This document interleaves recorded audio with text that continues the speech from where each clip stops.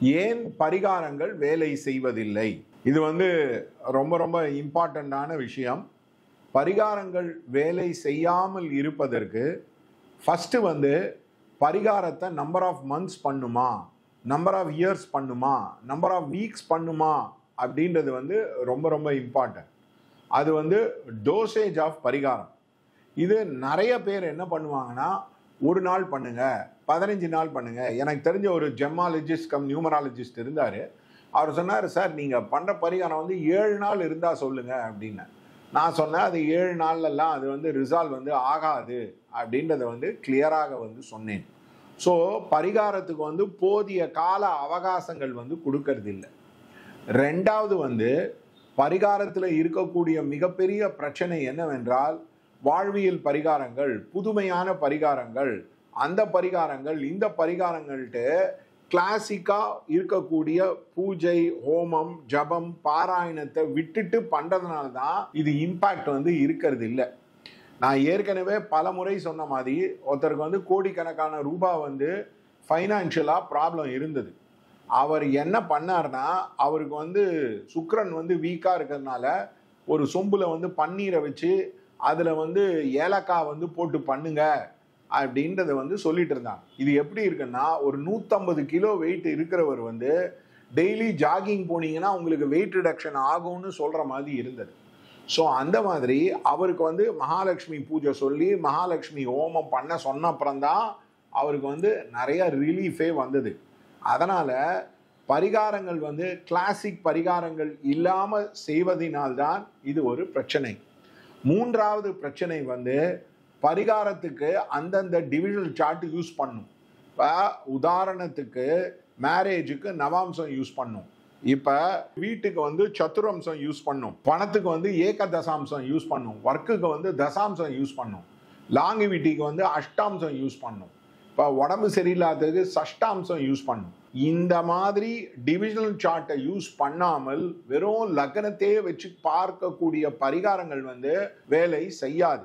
நாலாவது ஒரு சில பேருக்கு தான் கோவில் பரிகாரங்கள் வேலை செய்யும்.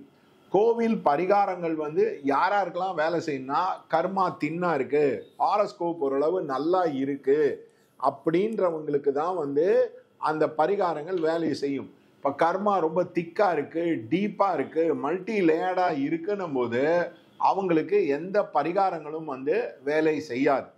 இன்னொன்று பரிகாரத்துக்கு செலவு செய்ய வேண்டியது இருக்கும். இப்போ உதாரணத்துக்கு ஒரு அஸ்ட்ராலஜர் என்ன சொல்றாரு, குட் டே பிஸ்கெட்டை சாப்பிடுங்க, குட் டே வரும், பாஸ் பண்ணுங்க, பாஸ் ஆயிடுவீங்க. அதெல்லாம் பைத்தியக்காரத்தனம், அதெல்லாம் மடத்தனம். இதெல்லாம் இளையராஜா பாட்டை கேளுங்க, உங்களுக்கு அப்படியே நாதங்கள் வரும் அப்படி இப்படின்னு. அதுக்கு தியாகராஜர் பாட்டியே கேட்கலாம், அதுக்கு அப்பர் சுந்தரர் மாணிக்க வாசகரோட பாட்டியே கேட்கலாம். அதனால இவங்களுக்கு பரிகாரத்தை பத்தி தெரியாம எளிய பரிகாரங்கள், சிறிய முறையில் செலவில்லா பரிகாரங்கள்னு, பரிகாரம்னாலே செலவு செய்ய வேண்டியது இருக்கும். அதனால இதுவும் ஒரு பிரச்சனை. செலவில்லாமல் சில பேருக்கு கிளிக் ஆகும், பல பேருக்கு கிளிக் ஆகாது. அதே மாதிரி பரிகாரத்துக்கு பண்ணும்போது வீட்டில் சண்டையிடக்கூடாது. அடிக்கடி வீட்டில் சைக்கிக் வார்ஃபேர் பண்ணுவீங்க, மற்றவங்களை வெறுப்பேற்றுவீங்க. ஹஸ்பண்ட் அண்ட் ஒய்ஃப் சண்டை போடும்போது குழந்தைங்களுக்கு ப்ராப்ளம் இருக்கும். அதே மாதிரி இப்போ வெளியில இருக்கிற ஆளுங்கிட்ட சண்டை போட்டிங்கன்னா உங்களுக்கு காரிய சித்தி ஆறது பிரச்சனையாக இருக்கும். ஸோ இந்த மாதிரி பரிகாரங்கள் செய்யும்போது மௌனமாக இருக்க வேண்டும், அமைதியாக இருக்க வேண்டும்.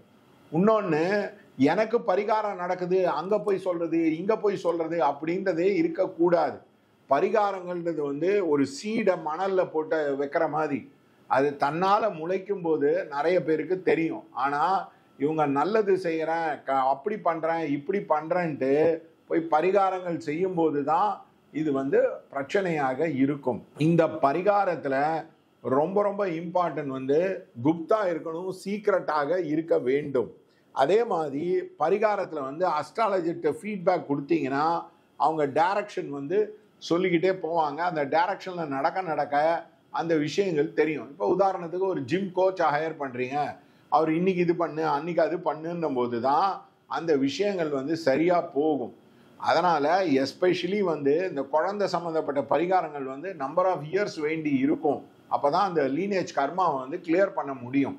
அதனால் இந்த மாதிரி சிறு சிறு தவறுகளை செய்யாமல் இருந்தீங்கன்னா பரிகாரம் வந்து எஃபெக்டிவாக வேலை செய்யும். அதே மாதிரி இப்போ உதாரணத்துக்கு 8 குடையவன் 4ஆம் வீட்டில் இருக்காங்க, உடனே அந்த பாத்ரூம் அலம்பரங்களுக்கு வந்து சாப்பாடு வந்து கொடுங்க, அவங்களுக்கு துணிமணி எடுத்து கொடுங்கன்றதே ஒரு முட்டாள்தனமான பரிகாரம். 8 குடையவன் 4ஆம் வீட்டில் இருந்தால் சொந்த வீட்டிலே இருக்கக்கூடாது. அந்த சொந்த வீட்டில் இருந்தாலே அந்த விஷயங்கள் வந்து நடக்காது. ஸோ இந்த மாதிரி அஸ்ட்ராலஜர்ஸ் எஸ்பெஷலி முருகர் பேர் உள்ள வச்சவங்கெல்லாம் வந்து கண்ணாமண்ணான்னு வளர்றது. இந்த சேலத்தில் இருக்கிறவங்க, இந்த கோயம்புத்தூரில் இருக்கிறவங்க நிறைய பேர் வளரலாம் பரிகாரத்தை இதுன்னு வச்சுட்டு இருக்கான். அதே மாதிரி எனக்கு தெரிஞ்ச ஒருத்தர் வந்து யோகம் கர்ணத்துக்கு வந்து குழந்தை பிறக்கிறதுக்கு பரிகாரம் சொல்லிட்டு இருக்காரு. நட்சத்திரத்துக்கு சொல்லலாம், அதே மாதிரி லக்னம் தசாபுக்தி சொல்லலாம். யோகம் கர்ணத்துக்கெல்லாம் எந்த புக்கில் எழுதியிருக்கு? இந்த மாதிரி குருட்டு பூனை விட்டத்தில் பாயிற மாதிரி தனக்கு யூடியூப் சேனல் கிடச்சிதுன்னு வாய்க்கு வந்தவங்க பரிகாரத்தை கேட்டிங்கன்னா ப்ராப்ளம் இருக்கும்.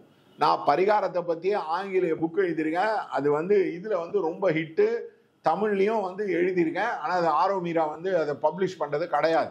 அதனால் நீங்கள் வாங்க, தெளிவான பரிகாரங்கள் வந்து உங்களுக்கு சொல்கிறோம், எழுதி கொடுக்குறோம், வீடியோ கொடுக்குறோம், ஆன்லைன்லேயே நீங்கள் வரலாம். கண்டிப்பாக உங்களுக்கு நாங்கள் வந்து ஹெல்ப் செய்கிறோம், நம்பி வரலாம். தேங்க்யூ.